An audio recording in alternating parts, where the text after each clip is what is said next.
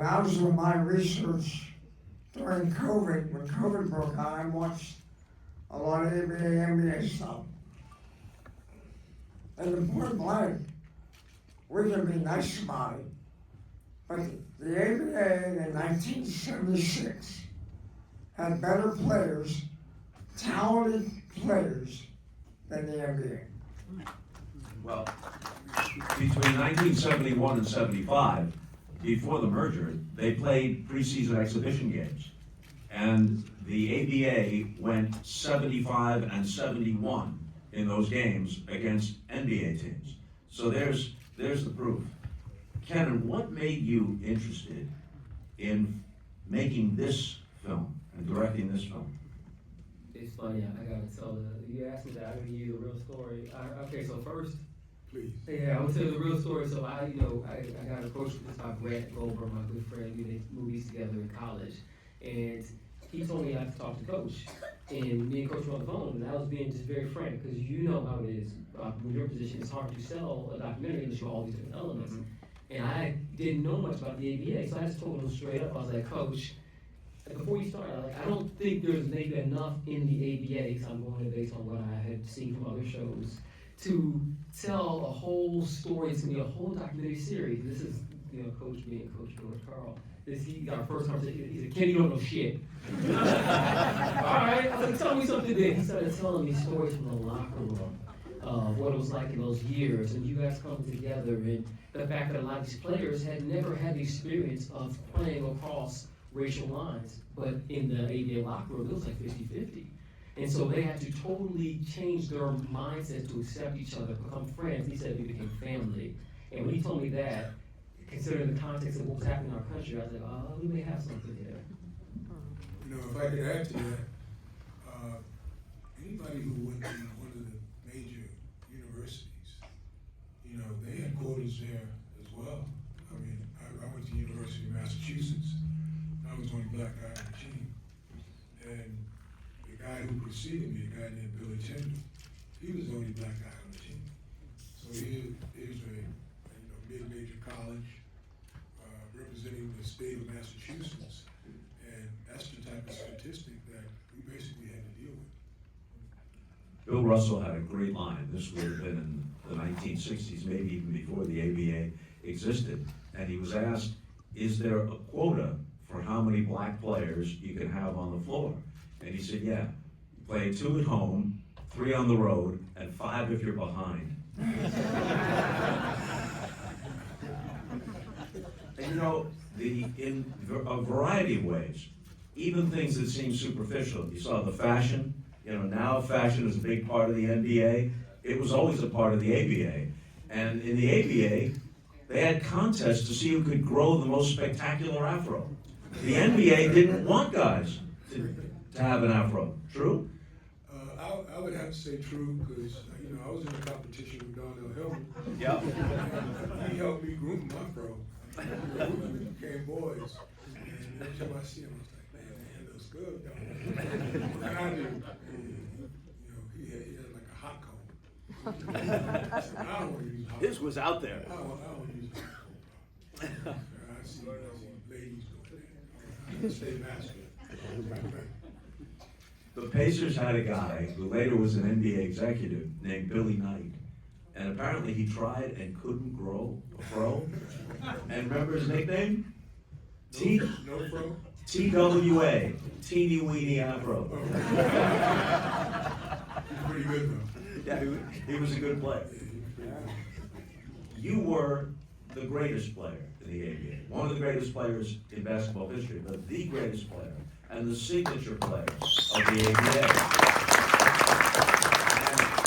And, I'd forgotten, it was so long ago that I did the interview several years ago, but what I meant when I said that the ABA might be the last truly legendary league, the idea of a legend.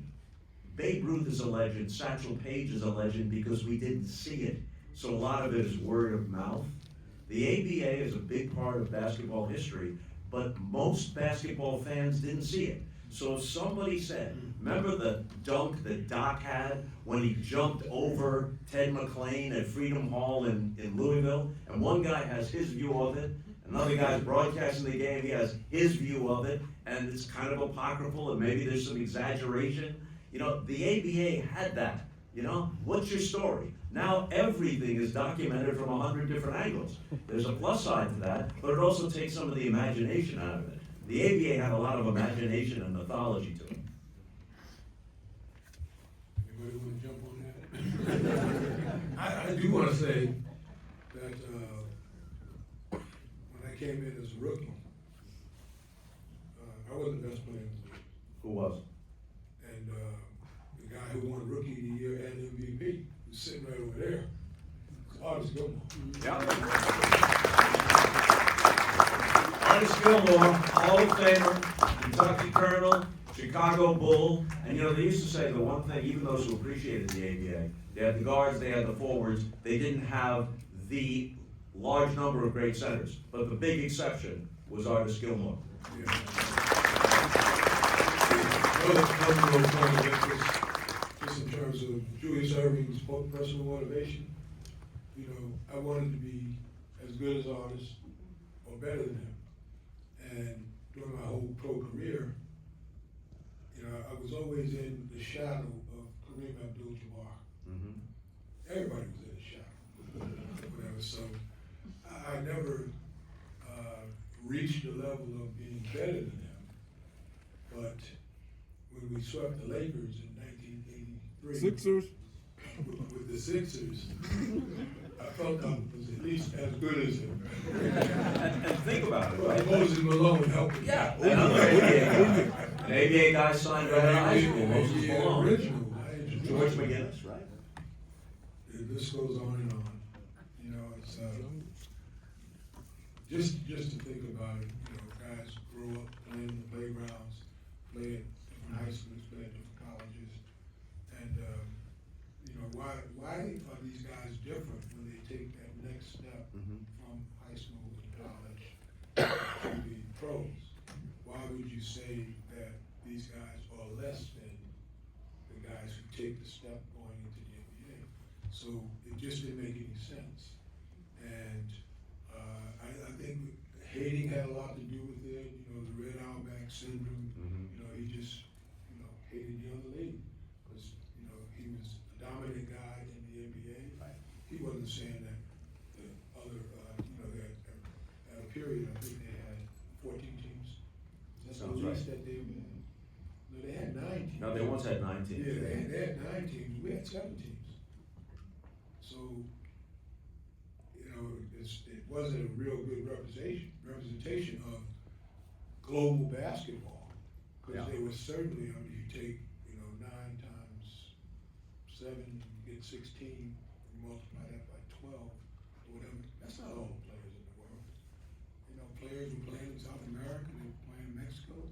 Back then, very few foreign players, if any. Now you got a whole bunch of foreign players. They were playing. The Olympics have been. Oh yeah, they were playing, a long but not in the time. NBA, right? And there were some very, very good players. I mean, the Russians had players. And they had a whole lot of other stuff too. They wouldn't let them out of Russia though. They weren't signed with the NBA. They didn't care. You know, these players were playing and they were representing their countries.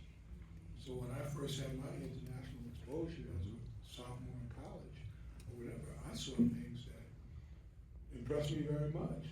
And I said, you know, went to Russia, went to Poland, went to Finland, and eventually, you know, went to China, Japan, and I saw players who could play in the league.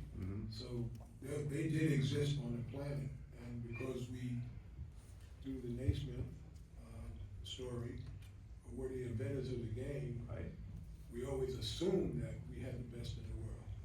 But when you look at All-Star Game this year, and you see that 15 of the top 25 players are from outside of the United States, whatever. The All-Star game this year is foreign players against American Foreign players. players against American players. It's gonna be interesting to see how that turns out. That's this weekend.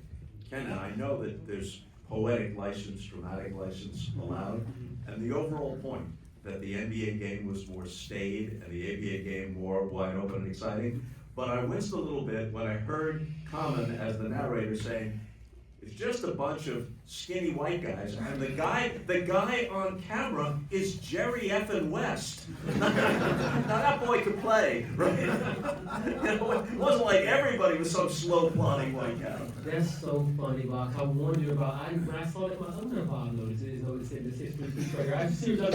He's such a historian of the game, in multiple games, but the game of basketball. I was wondering if he talks about that, about leaving that shot in there. We're making a general point. But the guy who was shown is a great all-time NBA player. The logo, right?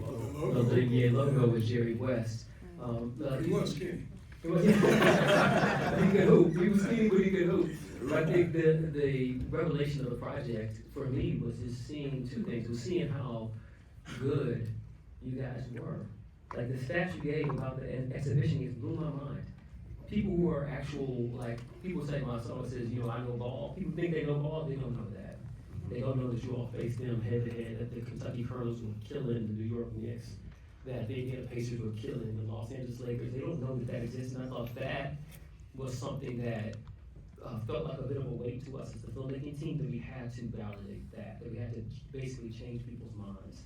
And so you'll see in the other episodes, we go through the process of the ABA becoming what it became, what you guys entered in the later years, as the town really built to that critical point. You said the 71 were tipped, and it became actually, statistically, for all argument, it became better than the NBA. I'm told that episode 3 leans heavily into my team, the Spirits of St. Louis, who embodied a lot of what was ridiculous and a little bit of what was sublime about the ABA. And so you're not going to see episode 3 tonight, so indulge me here. Marvin Barnes was a great player, drafted number 2 behind Bill Walton in both the ABA and NBA draft. He'd been an All-American at Providence, took them to the Final Four, and he was as crazy as he was talented. And there are so many stories, but I'll just give you this one, and many of you have probably heard it before.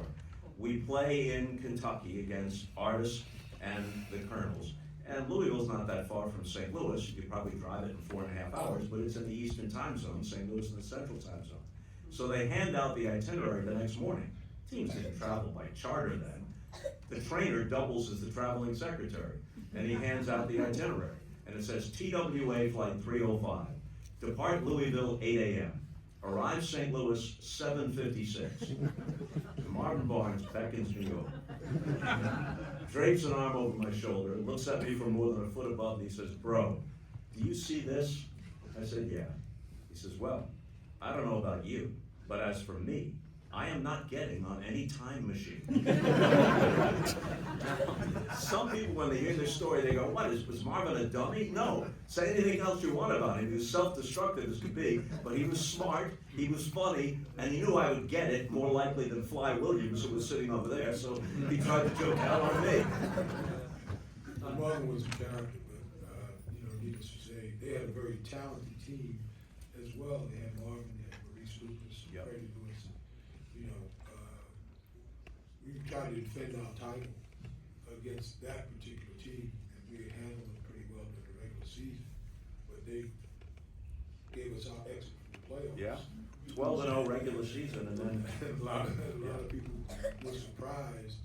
But one thing about pro basketball is, I think one of the guys said in the documentary, it might have been Jabali, when playoffs are a different thing.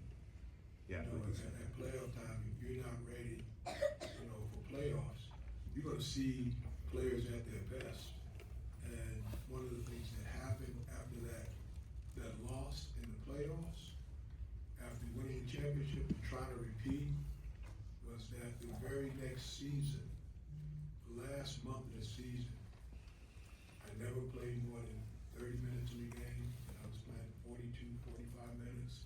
Kevin Lockley said, you're not going to be tired of playoff time, and you're not going to get tired of playoff time. We had that great run with the last NBA championship. Last game in the history of the ABA, which I'm sure Kenan will see in episode 4. David Thompson, the Skywalker, scores, I think, 41 or 42 points for Denver. But you got 31 and 19 rebounds, averaged 38 in the series. That's the last game, game 6. The Nets beat the Rockets. or the Nuggets. They were previously called the Rockets, and they changed the name to the Nuggets. And then after that, the merger comes. Yeah. George, you played in San Antonio with a guy named George Gervin, who has further proof of the point we're making. He led the NBA in scoring 4 times after the merger. The Iceman, if you see him on camera, you don't realize, when he played, he's like 6'7", he was as skinny as a one-eye. I mean, he weighed like 175, right? Yeah, he is Kevin Durant before Kevin Durant. Yeah. But I'll be honest with you, I don't think Gervin gets the recognition of being a top 5 scorer ever. That's right. In the game of basketball. I mean, not only was he good, he was efficient, he was effective. He would get 40, taking 22 shots. He didn't need 30 shots. Could play inside, he could play outside. His basketball IQ had a savvy to it. And I think he's one of the guys, along with Doc, that don't get enough credit for their greatness. Another guy I might put on this is Dan Issel. Yes. Another guy I might put on this is Louis Dampier. Guys that, in their time in the NBA, were a top 10 basketball player in either league. And they were, I mean, I just thought Gervin, and then Bob, you hear about another guy named James Silas. Oh, James Silas was your teammate with the Spurs. His nickname was Captain Late because of all of his clutch shots. And he blew his knee out last season of the ABA and basically had no NBA career, but he was one of the best players in the game. And exactly, and when I was signed, I was really close. Gervin and I fought every day in practice almost. But the thing I loved about the ABA was the side. The guy who I thought was the best player in the ABA I ever played against. Best guard I ever played against. I don't think anybody, and many people in this room know who it is. His name is Jimmy Jones. JJ. And James Silas and Jimmy Jones are from the same town, in a little town in Louisiana. You know, and they're on that list of players who, those of us who know something about the ABA realize how good they were, and they're virtually unknown. Forget about not being as known as they might have been, virtually unknown to most basketball fans because the timing was just wrong and they were done, injured, or too old to really excel once the merger happened. And then the other thing as a coach that I really loved about the ABA was probably for reasons it had a guard dominance to it. Mm-hmm. And in the NBA in the 70s, if you weren't 6'4", you weren't playing. But the little guard came back with the ABA. The ABA brought the Matt Calvins back, the Billy Killers back, the Louis Dampiers back, the little guards. And now you look at today's game, it's not a guard league, but the game is drifting to the perimeter more than to the big guys. And I'm so proud of the guys, the players that I had ran into, and the fraternity that we had, and the passion and fight we had. Yeah, it was in a way for a job. But more than anything, I think the NBA guys loved the game and trusted the game more than the NBA did. But you know, it really is to this day, Doc. It's a fraternity. It's a brotherhood. If you were part of the ABA, no matter what else happened, when we cross paths, the connection is the ABA. Mm-hmm. Yeah, we didn't have the media. We didn't have the overall popularity, and then we didn't have the credibility. But we had each other. And anytime somebody got recognition, Sports Illustrated, Sport Magazine, just newspapers, New York Times, whatever. Anytime a guy got recognition, people saluted that. Sure. And they felt as though they were getting recognized. And that was one of the things the NBA used to say.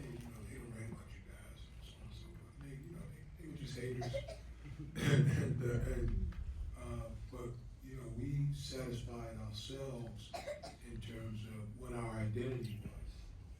And, by doing that, it brought us together. We had to compete against each other. Yeah, every time I played, the Spurs, or played Nuggets, or the Pacers, whatever, I was trying to take them out. And they were trying to take me out.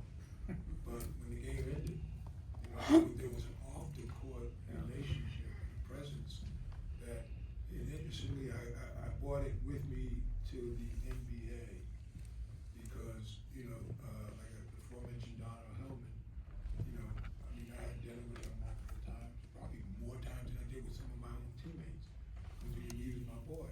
I went to the NBA, we had the merger, and Jamal Wilkes was, that guy who I befriended. Quinn Butler was a guy who, I befriended, opened the door for friendship, extended the hand of friendship, as Bill Russell had done for me when I was 19 years old, and then we were friends the rest of his life, for so many years before he left us. But that was my way, and I tried to carry that with me, through the 16 years, because I thought it was the right thing to do. You can compete on the court, but off the court, be a human being, be a decent human being. So I've forgiven the Boston Celtics for all the stuff. The ABA lasted only 9 years, and it ended 50 years ago this spring. It's 2 years out of my life and career, but it looms larger in my heart. There's something about it. It's a fraternity, and every time any of us are together, that supersedes everything else. That's what we talk about. Ken, and I'm sure that when you came to this, you got some sense of that, but there's also, the story's not worth telling if there isn't a sociological and cultural aspect to it. Pick up on that. Yeah, I think, the times were what they were, and you guys, walked through those times that were difficult times as an American to walk through, and you guys did it in a way that set us all up to be here in the format that we are today. And I think to see you all interact with one another, to see the love you all have for each other, I think part of it comes from the tumultuous times you walk through. I think one thing you'll pick up from this documentary, this series, when you watch, you gotta understand, like, for people like my age, you guys are just icons, almost above competition or challenge, because I come in to understand you at the point where you're so accomplished, where you've done so much. But this documentary takes you back to see 22-year-old Bob Costas. He doesn't have anything. He has ambition, he has drive, he has talent, but he also makes mistakes. There's a whole episode singing there about this mistake he makes on air. You guys gotta see it. So he almost gets fired. I put that in there, I left that in there. Yeah. Did I tell him? Yeah, no, don't tell him yet. Episode 3, I'm thinking this has to be the one you're referring to. Yeah. Because I missed a plane to Memphis once, but that wasn't it. That okay. Nope. All right. In Doc, like The second game I ever did. I'm 22 years old and look like I'm 15. I'm just hoping I can fake my way through it until I figure it out and I won't get fired. First game is on a Friday night against the Memphis team, and they have many names. I think they were the Memphis Sounds at that point. Memphis Sounds, okay. And the Spirits are winning at home by like 5 points with a minute and a half to go, and they blow the game. 2 nights later, Moses Malone and the Utah Stars, not Jazz, the Utah Stars come in. And the Spirits lead by 7 with 2 minutes to go. And they call a timeout. And I turn to the analyst, Bill Wilkerson, and I say, Bill, Spirits seem to have this one well in hand, but Coach Bob McKinnon taking no chances because the last thing he wants to see is a repeat of Friday night's blowjob. That's what I said. And Wilkerson looks at me, and I'm thinking, well, maybe he'll say something. He's looking at me with an expression of sheer horror. The engineer goes like this, which is the symbol for keep on going, keep on going. So I don't remember what I said, but I know what I was thinking. I'm on the next flight back to Syracuse tomorrow morning. I'm toast. But somehow they thought I had potential and they looked past me. How did you find that? Yeah, I love that. We don't find everything, Bob. Not at all. But I love the fact that you don't see that these are actual young people who were flawed and trying to do what you young people, the 20-year-olds in the audience, the number you are trying to do. They were trying to establish and live their lives according to what they thought was the most soulful, best way they could do it. To play with, you always said flow, you talking about to play with more flow than science. And that's what you guys are doing. And so I love that part about the series, that you see these guys, like you think of, oh, he coached in Jordan, and he coached the Seattle Supersonics. He's a young man trying to fight his way to the top. And so you see these guys fighting their way to the top, and I've never seen them like that. And so when you watch it, I really want you just to focus on episodes 3 and 4, to see these guys fight the fight that you're fighting now, on the court, behind the microphone, and in life. And you'll get something from that if you just watch them. They weren't always icons. At one point, they were in the struggle trying to be who they knew they could become. My daughter's in the audience. I apologize for that anecdote, but she could have found out about it eventually when she got to episode 3. Do you touch upon, I'm sure you do, how the league often was like hanging by a thread? Guys would take their paycheck immediately to the bank before, too many went to cash it and some of them bounced. I remember checking into a hotel, or trying to, along with the team in Denver, and they wouldn't give us the keys because we hadn't paid for the last time we were there, so the bill was still outstanding. That was happening all the time. We talk about that. We have to the way the league comes up and then the way the league goes down. And great players like Matt Cowell, you guys never heard of this guy. He's an incredible, small, tiny guard, super athletic. He makes it very real what you just said. He talks about going to his daughter's school, private school, and they're stopping at the front desk and like, "Is it economy, your check bounce?" Going to the bank, his mortgage is bouncing. Like the fight to get to the front office to pick up your check on Fridays. They said on Fridays that players wouldn't shower on Fridays. And the coach was talking about, you had to be the first one into the front office to pick up your check, because you know what was going to happen. If you didn't get to the bank first to cash your check, your teammates might cash theirs and yours might not go through. Like that struggle was a very real part of the way the league came up and then came back down. But what you see is what led on to the league. I say one thing about the ABA is that the NBA may think they defeated the ABA in the David versus Goliath battle, but to defeat them, they have to become them. Yeah. Right. So when you look at basketball now, it's not their game that's being played, it's these guys. It's their game that's being played. Last word, George? Well, my thought is, I know me, I think most of us up here, and I know Brett, we made this movie starting out because we thought the story should be told.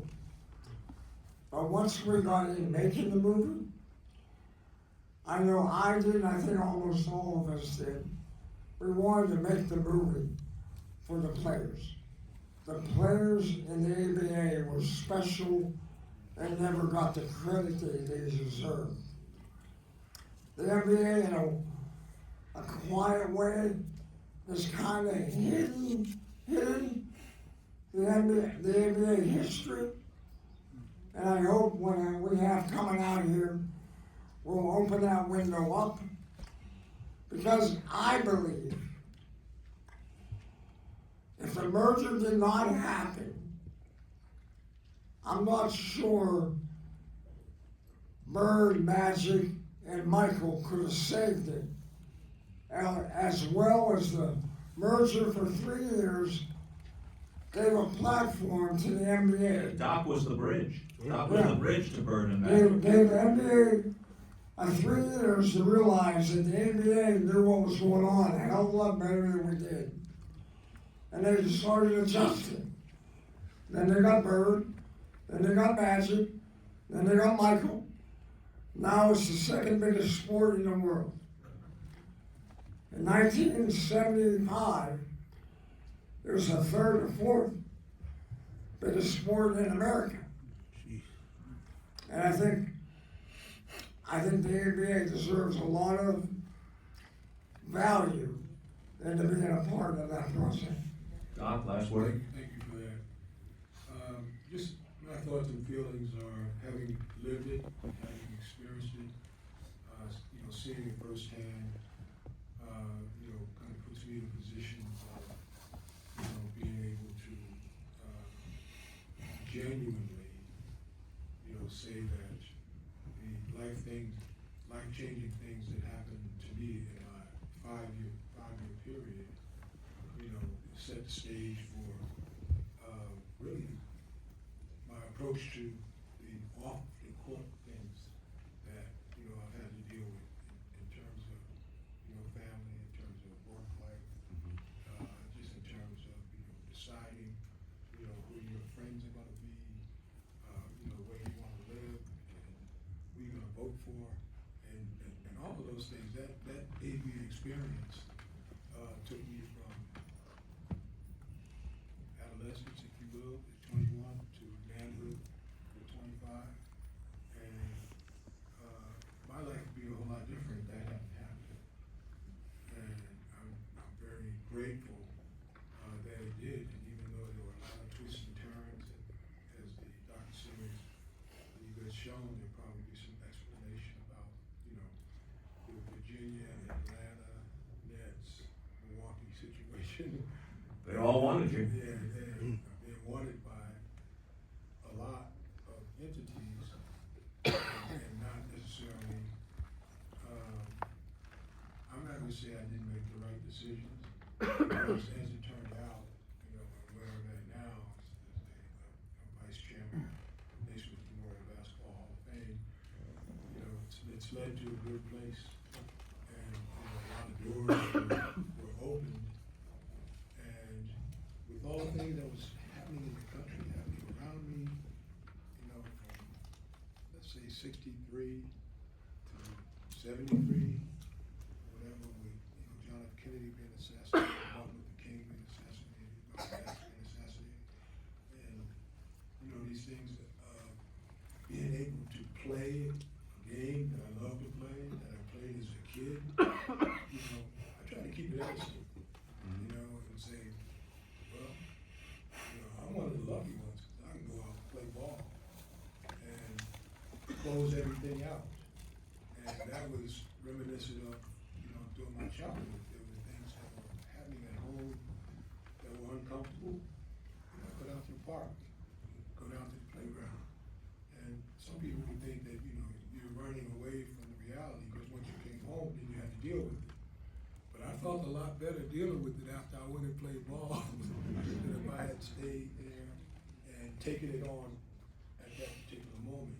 So it was a great outlet, it was a great escape, and I think I always knew that it wouldn't last forever, because you can only play so long. Maybe the playing doesn't last forever, but the legend does. Well, that's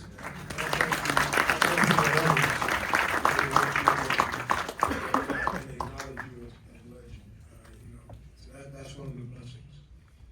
Well, that was a soulful statement, and soul power is a perfect name for this, because the ABA was soulful, and I think you got a taste of it in this first episode.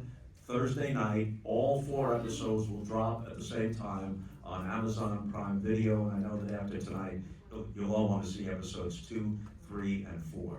Thanks for being here.